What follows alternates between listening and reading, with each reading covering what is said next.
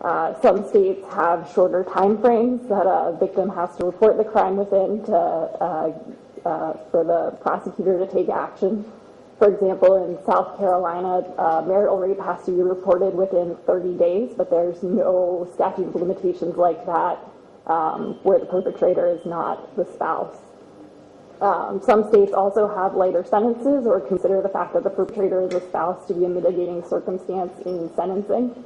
In Virginia, the penalty for marital rape can be reduced to counseling, but if it's not marital rape, then the minimum sentence is 5 years imprisonment. Some states also require force as an additional element of rape in cases of marital rape. In Oklahoma, force is required for marital rape, but for non-marital rape, it's also a crime if the victim is drugged or unconscious, and there's not an external force requirement as an element of the crime. One of the things we've seen throughout this conference as a theme is that simply having laws on the books is not enough, and that's borne out in the U.S. as well.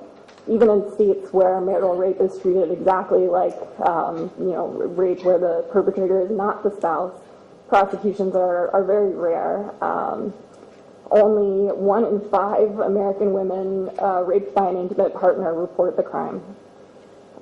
Turning to Southeast Asia, Nepal, courts in Nepal held the marital rape exception unconstitutional in 2002, and it's also criminalized in Malaysia.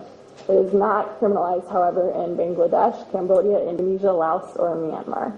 Thank you. Thank you. And I'm a student at Cornell University, and I would just like to conclude my colleague's discussion with a short note on the importance of resources in the second stage of implementation once laws have been passed in order to effectuate the kind of legal and social change that we've been talking about over the past 2 days. It's no secret that resources are critical to the implementation of the progressive laws that we've been discussing for the past several months in relation to India's sexual violence laws, and which we've been discussing for years in the United States as well.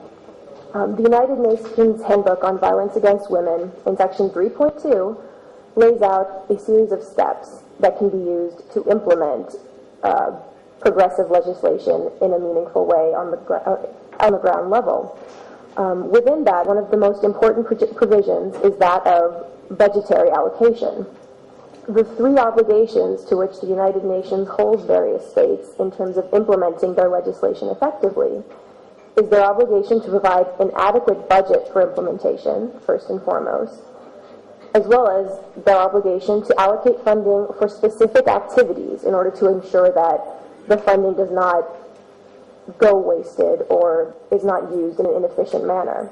And finally, and this is, I think, the most interesting point in relation to where India is in its political evolution right now, the government's obligation to allocate a portion of the budget to NGOs who are working on the progressive changes with the government.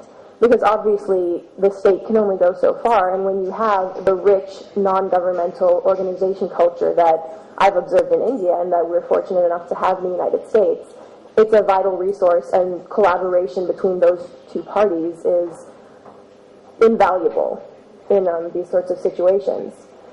Now, the Criminal Law Amendment Ordinance, as I last saw it, does not have any specific provisions regarding funding.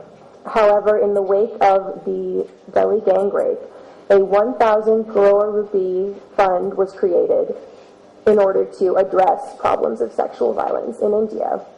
Just to put that in perspective, the approved budget for the state in total for the same year is 16.5 trillion rupees.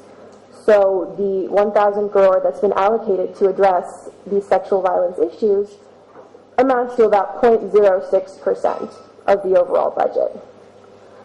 That may not sound like a lot, and from various perspectives it isn't, but to put that in a different perspective, the United States has just reauthorized its Violence Against Women Act and set aside $3.3 billion for 5 years in order to implement investigation and prosecution of crimes against women. Based on the projections for expenditures in the United States budget for the next year, that amounts to about 0.02%, roughly 1/3 of the percentage that the Indian government has committed to. That being said, the 1,000 crore rupee fund appears to be a one-time deal for now. And in order to ensure that there is at least some provision carved out within the budget for such issues, some sort of long-term legislation should probably be implemented that will raise the issue repeatedly, so that once the energy surrounding the Delhi gang incident has calmed down, people do not, or the policymakers and lawmakers in Parliament do not forget about the public outcry over this. Because it really is a testament to the reaction of everyone in India that the government immediately set aside so much money in order to implement something that is very much a part of the problem, as so many of you have been discussing over the past couple of days. In addition to that, my final point will be a comment on best practices in which the U.S. government has actually implemented a pretty interesting program through the executive branch's Department of Justice. Under the DOJ, they've created an office that specifically addresses violence against women. And each year, this office submits a request for additional discretionary funding, which they then turn around and use in order to fund local, state, and non-governmental efforts in order to address the underlying social problems that lead to such a drastic imbalance in the legal system.